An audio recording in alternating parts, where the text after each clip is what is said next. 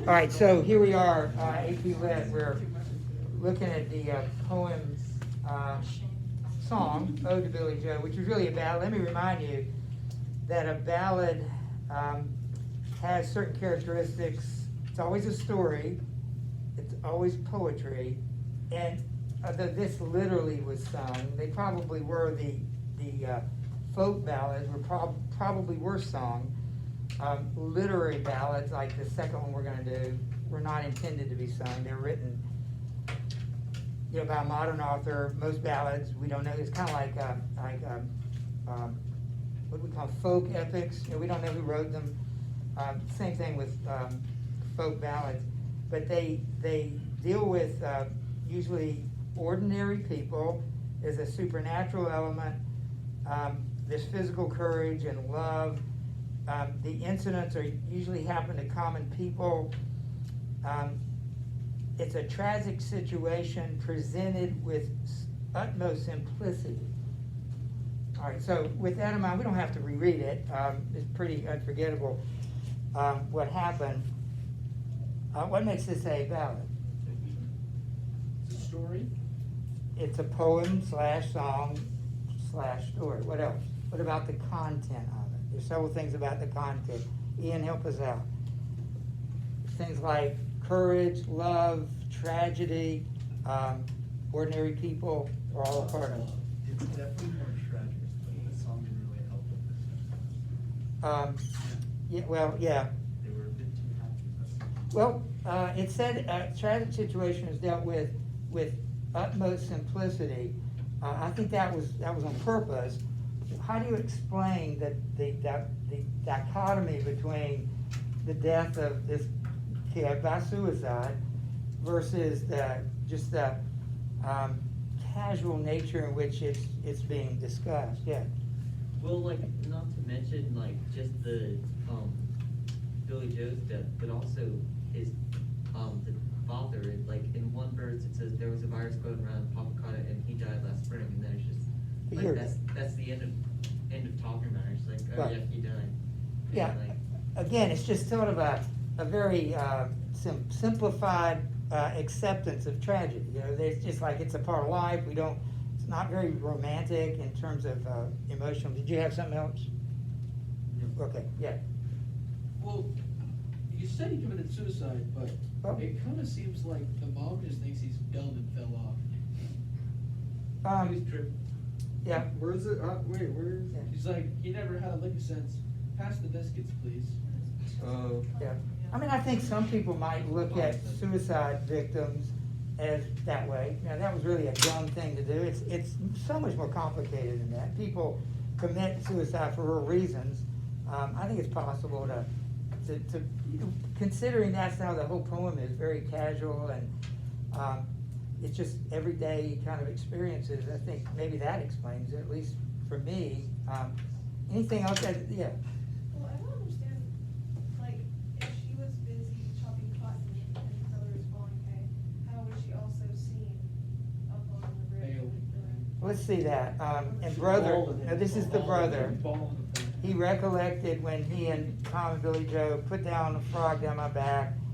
And wasn't I talking to him to church last Sunday night?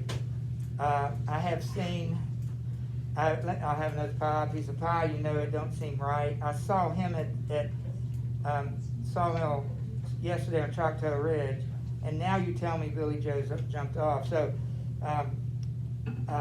let's see. He and Tom and Billy Joe and the speaker were at the Carroll County Picture Show, but not at the Sawmill, as I understand it. They weren't together when that happened. She's up there now. She is up there quite very similar to the one on the back that we won't reread, but Upton Wood, where there was a tragic death and kind of a weird Gothic kind of way of handling the death. Anything else there? They're ordinary people, country we would call them, farmers. Seemed like another time period too. Not Who's current. Tom? Just another buddy. It sounds like to me. So what's the point here? Has all the elements. It does have kind of a power to it. I was always sort of haunted by it. because I always wondered, why did he jump down? Why did he jump? You know, the beauty of the poem is what they don't say. That's what makes it so interesting, is it just makes your mind race. Yeah. Do we understand what they threw? No. She or- That's the thing that always bothered me. I never was knew. she cheating on her husband? Oh, she's just a young teenager.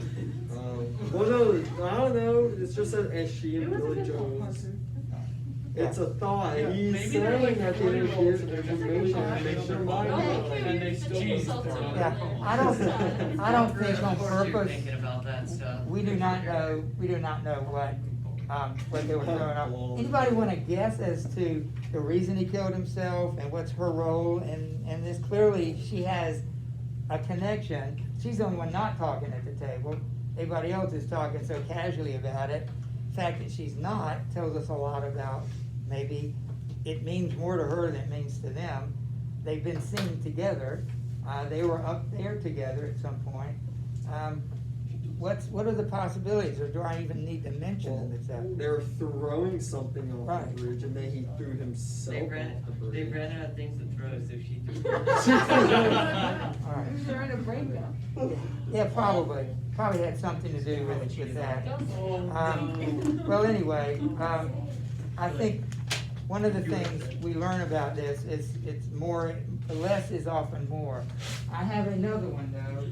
What do you have? So if you'll turn to the next one, it's, Is it another song? no. Dang it. This is by modern poet Ezra Pound, probably a contemporary of C.S. Lewis. So he lived in the early 20th century, mid 20th century. He was also English. Fear, it tells you, is a mate. The poem is written, and I'll read it to you. There's some questions. So what I'm going to ask you to do is, we'll read it, you can answer the questions, and then we can talk about it. Simon Zelotes, I've never heard of you, but Simon the Zealot was one of the 12 apostles. Besides being a zealot, I don't know anything else about him. Do you know who the zealots were in the New Testament? Anybody know who the zealots were? It was actually a political party, not really a sanctioned one, but they were for the violent overthrow of the Roman government. So zealots were rebels, literally rebels, and Jesus did pick this guy. Think about the variety of that group. They had nothing in common. You had a tax collector and a zealot. You had fishermen. I can't remember all I think to me that probably makes up all that we know about them.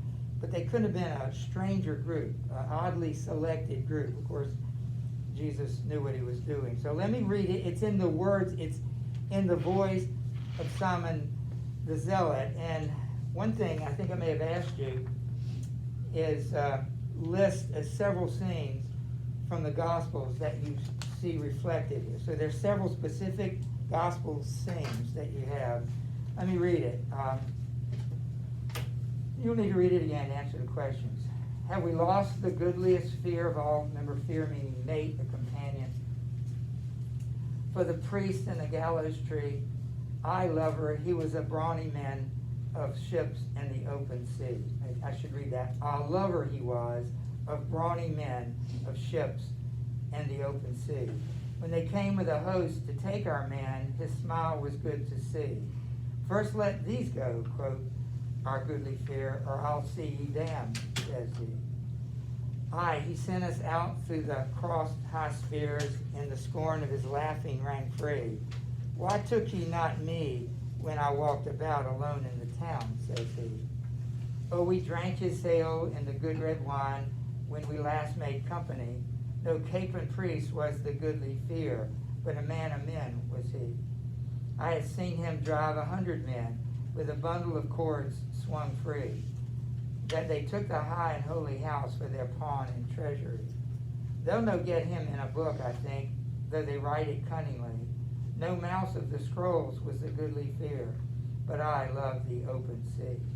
If they think they have snared our goodly fear, they are fools to the last degree. I'll go to the feast, quoth our godly fear, though I go to the gallows tree. Ye have seen me heal the lame and blind, and wake the dead, says he. Ye shall see one thing to master all, 'tis a brave man, how a brave man dies on a tree. A son of God was the goodly fear that bade us his brothers be. I have seen him cow 1,000 men, I've seen him upon the tree. He cried no cry when they drave the nails and the blood gushed hot and free. The hounds of the crimson sky gave tongue, but never a cry cried he. I've seen him cow 1,000 men on the hills of Galilee. They whined as he walked out calm between, with the eyes like gray of the sea. Like the sea that brooks no voyaging, with the winds unlashed and free. Like the sea that he cowed at Gennesaret, with 2 words spoken suddenly. A master of men was the goodly fear, a mate of the wind and sea. If they think they have slain our goodly fear, they are fools eternally.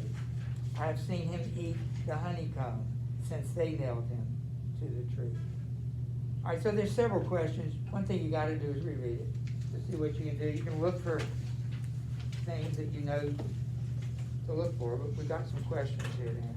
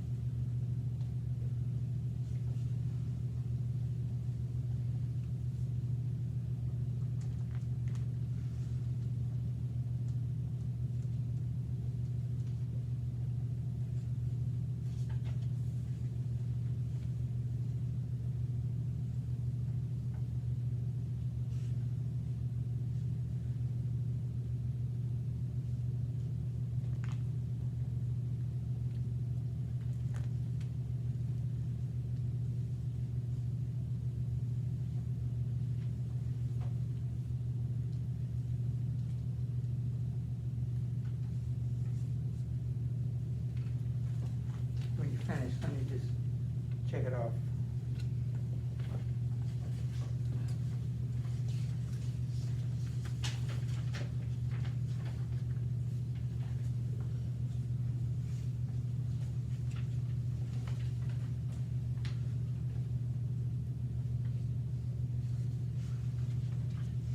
Which system you just like going over all of the different lead and stuff? Well, the questions on the There's Go ahead quickly, you have time. Oh no, I saw him. Wait an hour.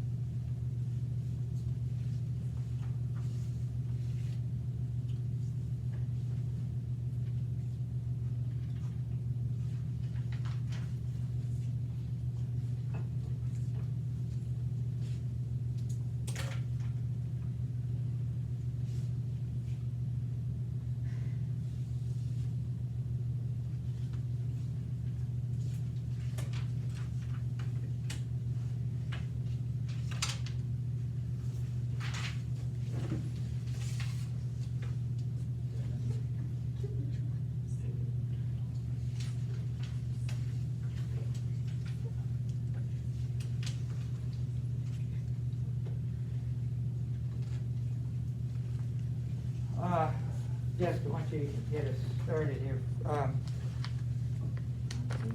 first one asks. Yeah, well, it's the question you need to ask of all poems. Who's the speaker? What's the setting? What's the occasion? I've heard that the speaker is a friend of Jesus.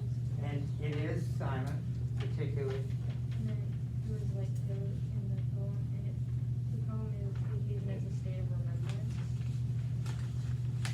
I'm sorry, say it one more time. Occasion as a state of remembrance. Yeah, at what point in Jesus' life is he remembering? The crucifixion. After the crucifixion and after what else? The last one. Even after the crucifixion, what was he witness of? His ascension. What? His ascension into heaven. Yeah, even before that. Of course, I'm thinking of what? He says they killed him on a tree, I saw that, but they're fools because, and what is he referring to? I have seen him, since they killed him on a tree, they thought they killed him. The resurrection. Yeah, it says, I've seen him eat the honeycomb since they nailed him on the tree. So he saw them nail him to a tree, and he did die, we know that. But the way he put it, they think they have slain him. I like that. They really did, but not enough, not enough. So that's really important perspective. I like what you said, it's a remembrance of Jesus' life, but his afterlife too, the death. And so tell us about considering the diction, the imagery, and events. Describe the speaker. We know who it's supposed to be, but what kind of person is Simon Giselle? He sounds like a pirate. What do you think? I think is the author like both Irish or Scottish? Yeah, he is a British. I don't know if he might be Irish or Scottish. Well, I said that considering he seems educated because of the words that he uses, but he uses a lot of contractions and abbreviations, and so he's probably like speaking this instead of writing it maybe. It's easy to overlook that, even though it asks you specific. You answered it exactly like the question is, but it's easy to, to overlook. I appreciate you actually addressing that. So he does sound like maybe every British person is essentially, they live on an island, whether you're in Scotland or England, and if you're Irish, you're on an island. So everybody is somewhat a product of the sea. So every British, so the speaker, the writer is not the speaker. The speaker is Simon. The writer, of course, is the British guy. What else can you say from that about it? I also think that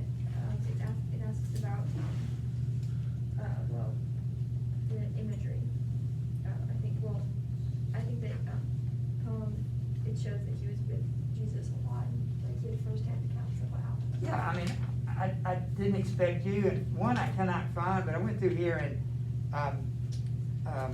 labeled the biblical stories that were told. I've got 1, 2, 3, 4, 5, 6, 7, 8, 9, 10, and 11. And some of them are duplicates, you know, like one of them in the middle, it's told 3 times the cleansing of the temple is referred to in 3 of the 4 Gospels.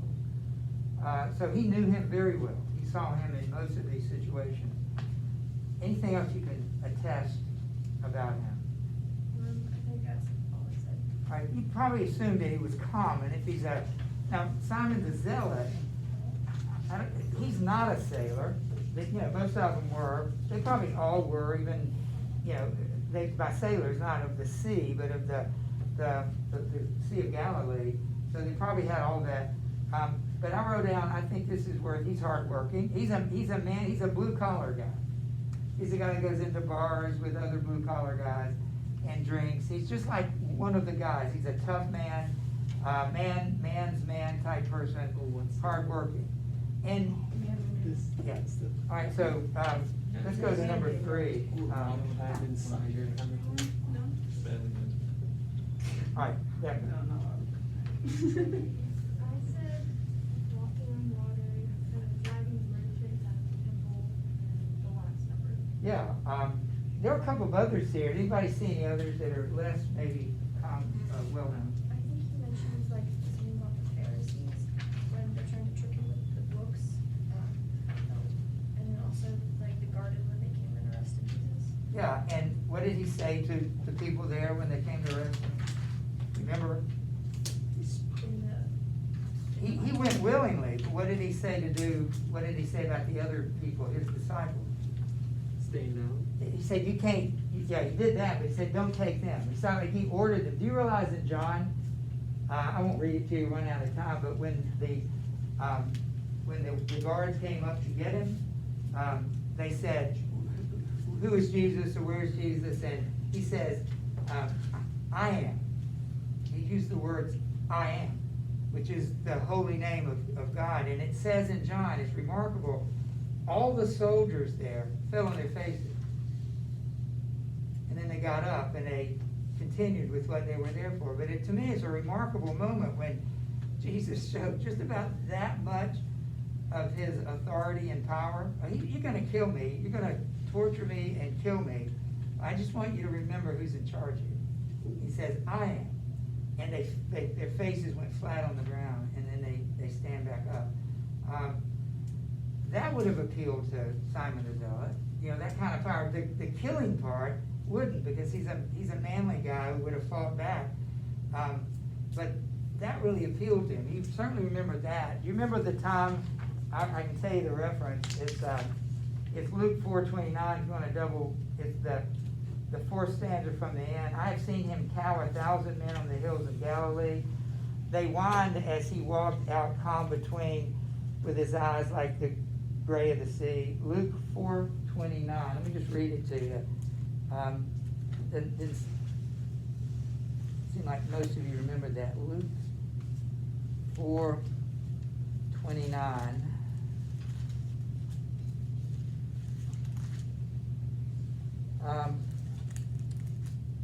And when they heard these things, all in the synagogue were filled with wrath. And they rose up and drove him out of town and brought him to the brow of a hill on which their town was built, so that they could throw him, being Jesus, down the cliff. But passing through their midst, he went away. It's like they had him at the top of the cliff with every desire to throw him over. And all Luke tells us that he walked away. And he kind of, well, he doesn't say anymore. He doesn't elaborate on it. He says they couldn't do it. Something prevented them from killing Jesus. But they couldn't do it. So anyway, we get several images of this.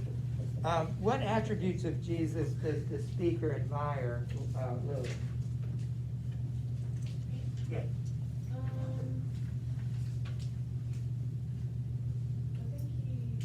He admires his like love of the sea, and he like, especially the sea is mentioned almost like every single passage or stanza. And I think he